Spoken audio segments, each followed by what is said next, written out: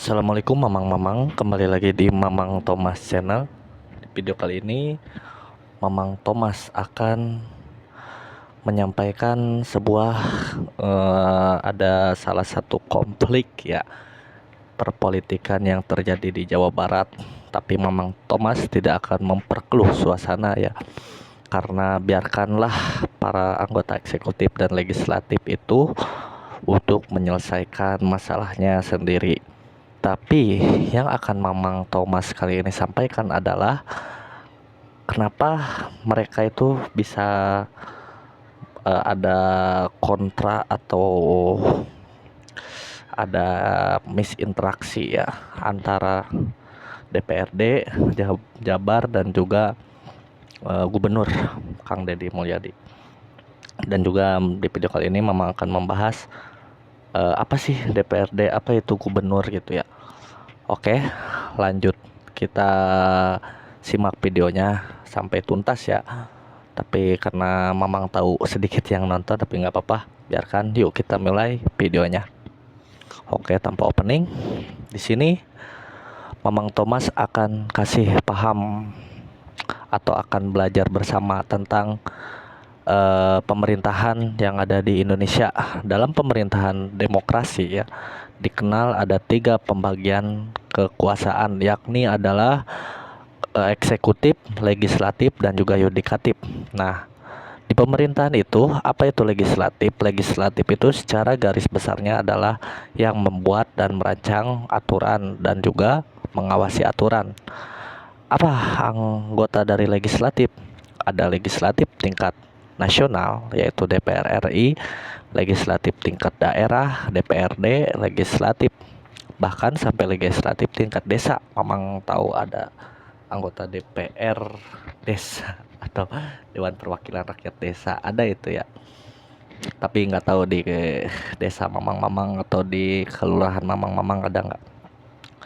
Dan juga anggota eksekutif dari tingkat presiden, gubernur, wali kota, sampai ke kepala desa, itu eksekutif. Dan juga apa itu eksekutif? Eksekutif adalah tugasnya mengatur ya. Dan kalau garis besarnya eksekutor atau eksekutor yang mengeksekusi, seperti itu. Dan yudikatif adalah lembaga hukum seperti MA, MK, dan lain sebagainya. Dan kenapa kemarin antara legislatif dan eksekutif ada misinteraksi atau miskomunikasi ya? Karena di pidatonya Bapak Gubernur Jawa Barat Kang Deddy, yaitu pidatonya tentang banyak ya menyindir, seperti itulah anggota legislatif. Dan anggota legislatif DPRD di fraksi Partai PDIP kemarin sempat walk out karena pernyataan tersebut ya. Kenapa sih kita sebagai masyarakat harus tahu tentang anggota legislatif itu ngapain aja? Karena mungkin ya mamang-mamang sekalian di sini kedepannya mungkin jadi anggota legislatif. Pertama, selain juga anggota legislatif itu membuat aturan dan juga membuat anggaran, anggota legislatif itu harusnya melakukan pengawasan. Sebagai contoh, di desa jalan rusak. Nah, jalan rusak itu anggota perwakilan rakyat itu melakukan sebuah seperti pengajuan atau seperti perancangan undang-undang agar jalan di desa itu, dan undang-undang dan anggaran ya, agar jalan di desa itu menjadi bagus dan rapih, seperti itu. Nah, udah ada dananya, udah ada undang-undangnya, maka harus diawasi bener nggak itu jalan diperbaiki biar rapih dan bagus. Nah, di kurangnya di kita itu adalah pengawasan, karena yang Mamang lihat dengan mata kepala Mamang sendiri bahwa jalan di desa atau di kelurahan-kelurahan, kecamatan-kecamatan itu banyak yang rusak, banyak yang berlubang. Itu adalah contoh kecil saja ya. Nah, Dari manakah anggaran itu? Dari manakah anggaran pembuatan jalan itu? Ya dari kita, dari pajak, pajak kendaraan, pajak usaha, pajak tanah, pajak lain sebagainya. Nah, pajak itu digunakanlah untuk pembangunan jalan atau infrastruktur. Nah, itu fungsi dari legislatif. Eksekutif fungsinya adalah untuk mengatur, ya, mengatur jalannya, koreksi kalau memang salah, mengatur jalannya pemerintahan, dan juga dia juga melakukan pengawasan. Nah, eh, udah ya, jadi konflik itu miskomunikasi, dan semoga mereka bisa menyelesaikan konflik itu. Dan viral nih di sosial media, karena sosial media itu menyediakan informasi-informasi yang kita sukai ya. Misal mamang-mamang suka bola, maka si IG, TikTok, dan YouTube itu akan mengasih informasi tentang bola terus. Atau suka apa, suka bangunan-bangunan, terus suka matematika, terus atau suka KDM. Nah, ada Kang Deddy Mulyadi, maka yang akan muncul Kang Deddy Mulyadi terus. Kenapa Kang Deddy Mulyadi bisa muncul dalam beranda-beranda IG, TikTok ataupun YouTube kita? Karena dia upload video, karena dia YouTuber. Dan sebelum jadi YouTuber, dia itu adalah anggota DPRD, anggota wakil bupati, bahkan Bupati Purwakarta, menjabat sebagai 2 periode. Nah, pada saat Bupati Purwakarta, Mamang itu merasakan, bahkan Mamang Thomas juga pernah melihat langsung Kang Deddy Mulyadi di air mancur Sri Baduga. Nah, di situ Mamang kan dulunya itu di Cikampek ya, perbatasan dengan Purwakarta. Mamang melihat perbedaan ya antara Purwakarta dan juga Karawang ya. Bukan mendiskreditkan Karawang, bukan ya, tapi Mamang lihat hanya jalannya saja. Ada perbedaan di sana. Kenapa Kang Deddy bisa membangun Purwakarta dengan begitu bagus ya?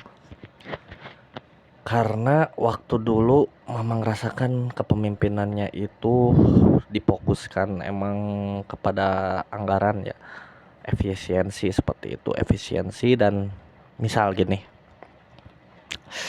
contoh kecilnya, buat anak sekolah deh, misal dikasih jajan 10.000.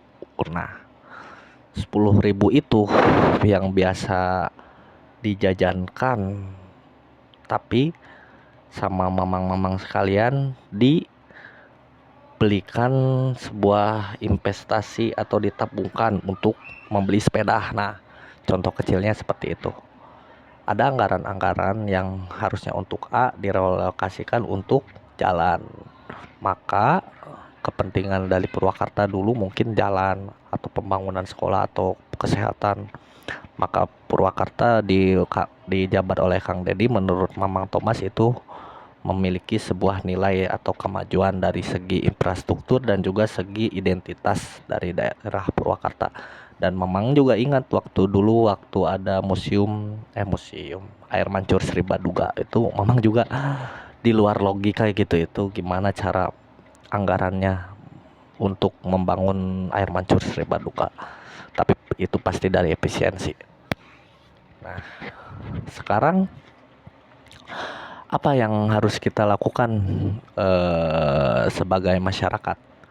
Pertama, kritik boleh ya, kritik boleh kepada siapapun, kepada Kang Deddy ataupun kepada anggota legislatif, tapi kritik yang menyerang program, bukan yang menyerang personal seperti itu ya, atau menyerang pribadi. Kritiknya adalah programnya saja, kayak Mamang tadi, kurang ada pengawasan. Nah, seperti itu. Dan juga kepada masyarakat untuk agar tidak, kritik boleh ya, dan agar seimbang, tidak terlalu memuji berlebihan. Biarkan Kang Deddy Mulyadi fokus untuk membangun Jawa Barat yang istimewa.